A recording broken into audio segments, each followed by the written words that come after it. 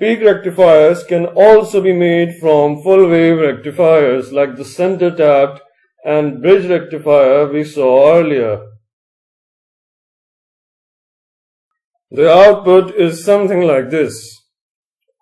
Notice that the ripple frequency is twice that of the input. The frequency of the output will also be double that of the input. Specifically, VR can be written as VR equals Vp over 2FCR.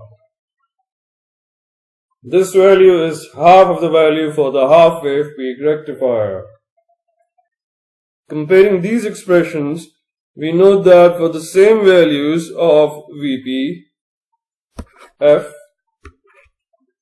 R, and VR, we need a capacitor half the size of that required in the half-wave rectifier.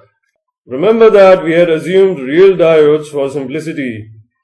If we take the voltage drop across the diode into account, all we have to do is replace Vp with Vp minus Vd for half-wave circuit and Vp minus 2Vd for full-wave circuit.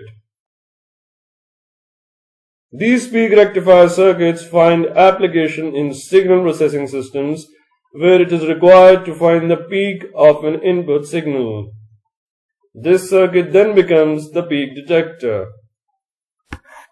Ideally, V0 tracks the peak Vp and holds on to it. That is why V0 can be used to detect the peak of an input signal, Vp. This is the circuit in multisim. Notice that this is a bridge rectifier and we have connected a capacitor across the resistive load. So let's play that. And we can see that the output is indeed tracking the peak of the input signal. Also notice this bump here. This shows that the frequency of the ripples is twice the frequency of the input signal.